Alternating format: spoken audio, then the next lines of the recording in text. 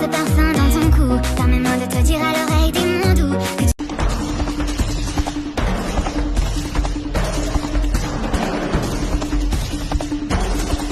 فكرتوا فيديو رومانسي؟ تعالوا اسمعوا القصة.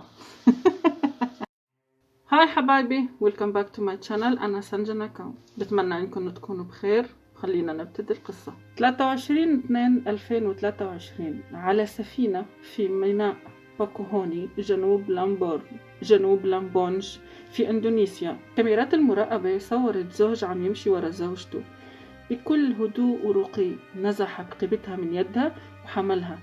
الناس اللي حوالينه فكروا انه هاي لقطة رومانسية وقديش كيوت، قديش الموضوع رومانسي ومؤثر. لكن الصدمة كانت لما راح لحافة السفينة ورماها، حرفيا رمى زوجته في البحر.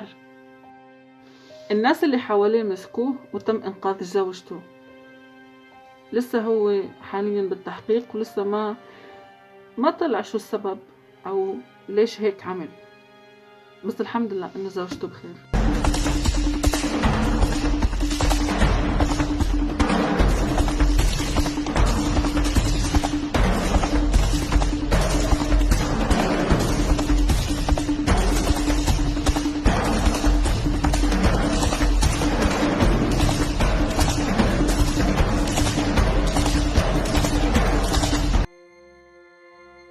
في 16/8/2022 لقوا جثة امرأة عمرها 23 سنة مطعونة داخل سيارتها في إنجلوشتاش جنوب ألمانيا.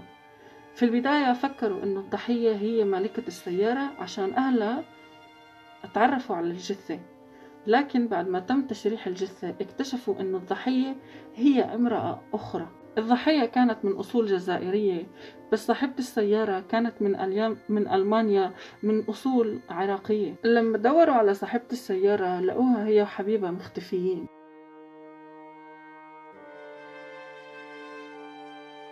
اعترفت إنه بسبب مشاكل مع أهلها وإنها حبت توهمهم إنها ماتت عشان ما عاد حدا يزعجها. دورت على الانترنت على بنات يشبهوها، حاولت تغريهم بالشهرة بالمصاري بكل شي، بس ولا وحدة من اللي دورت عليهم وافقت. بس هاي البنت الجزائرية من سوء حظها هي اللي وافقت انه تقابلها.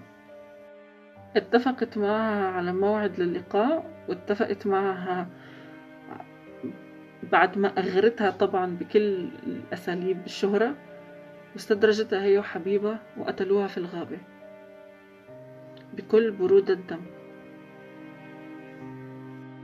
زوج عشان يخلص من زوجته ويرميها من الباخرة، بنت عشان تخلص من نق أهلها وزن أهلها عليها، بتقتل شبيهتها لحتى توهمهم إنها ماتت. يعني صراحة أنا ما بعرف شو صار بالدنيا، الله يسترنا. بتمنى أنكم تكونوا استمتعتوا بالفيديو. شكرا لكل حدا فتح الفيديو، شكرا لكل حدا وصل لهي المرحلة. بشوفكم بالفيديو الجاي، وبخليكم مع أحلى تعليقات من الفيديو السابق.